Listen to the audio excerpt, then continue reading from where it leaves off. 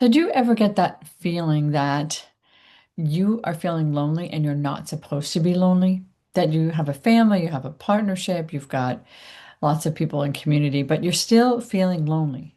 And maybe the thought is that you spend your whole day alone. Maybe you spend a ton of time online, driving, whatever it might be. And maybe there is stress and loneliness behind the feeling alone. But what is it if it's a difficulty being physically alone? I remember hearing from someone that they felt that they could deal with being alone if they were in a relationship, or they could deal with being alone as long as they had someone to have dinner with. And then other people just cherish the time alone.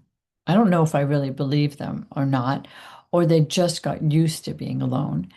But a lot of times I think a loneliness really comes from this idea of not feeling seen. And maybe you just aren't hanging out with the people that see you.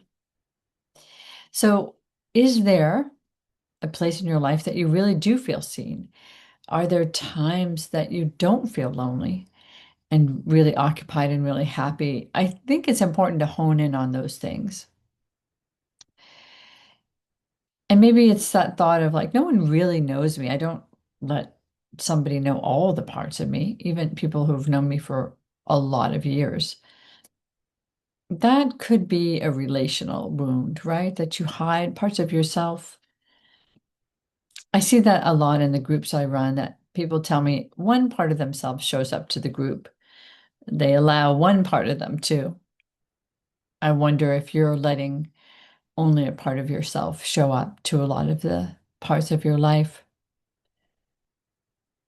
So, what else could it possibly be?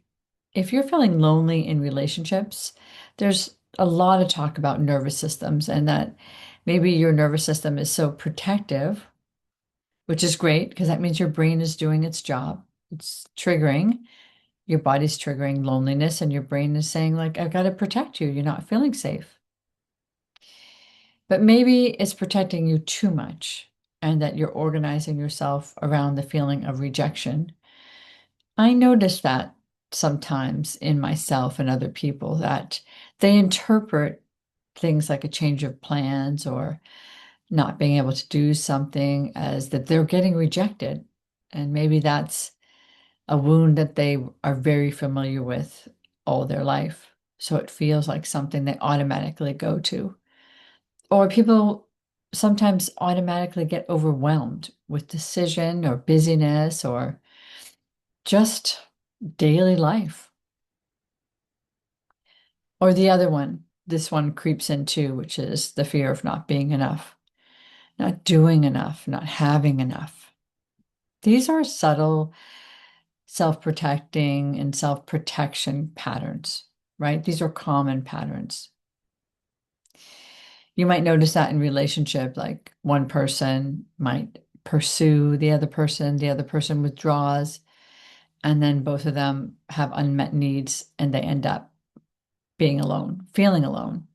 And they're in a relationship, they're in a friendship. But the key idea for you to go away with is it's not that connection isn't wanted, it's that safety isn't really understood or talked about. So it's an interesting paradigm that we're in if we have a hard time communicating our deeper feelings. And I often see it as an attachment style difference too. Like a securely attached person might not feel alone or lonely. They can kind of sustain or tolerate a certain amount of this. People that feel anxiously attached, for example, might always start feeling like when there's not enough people around them that they get anxious and that they wonder if they haven't done something correctly. And how do you talk to someone about, hey, I feel really rejected and lonely without the thought of, or with the thought of that would make you feel less anxious because maybe that other person might interpret you as clingy. Okay. So my other question is, what are we going to do about all these things that we're talking about? How are we going to make connections? How are we going to be emotionally met in relationship? I love some of the thoughts that I hear around recently, Jesse Jackson's tribute that Obama made, which was, you are important. That some of this sense of being seen is spending time seeing yourself, spending time with yourself, rewiring your brain to see the positive, to see the connections, and practicing all the time, practicing to approach or make yourself comfortable in places that you aren't, or to accept that there might be social places or relationship closeness that's really challenging for you. So that's okay to accept and to work on, or to just accept, I'm an introvert. I can't do that much. Or that is my anxiety. It comes up and it tells me something. So again, what are we going to do with all these concepts? Understanding self-protection and how we do it.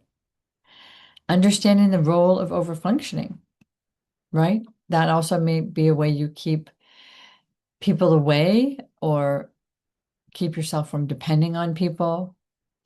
But the main thing, if you're in this place of loneliness, is to see what's happening with your nervous system and how you can start helping your nervous system be more connected to your reality and what you're actually experiencing, instead of your brain making up a story about what's happening, like, I'm being rejected. No one's inviting me to this thing. I'm going to be at home alone in my house. Sometimes connection can feel overwhelming instead of supportive. And that's okay too, because we can inch towards that. We can inch towards the connection. So, what are some practical shifts you could make? You could ask questions to yourself, like, how is my nervous system? To the person that you're trying to connect with. Like, I really love it when we connect. I really love it when we do something and it's fun and it's close or it's easy or it's simple. But your nervous system's going to give you a whole lot of information. So check in with it. See if these are reoccurring thought patterns that you have in your mind and challenge them. And then find ways that you connect with yourself.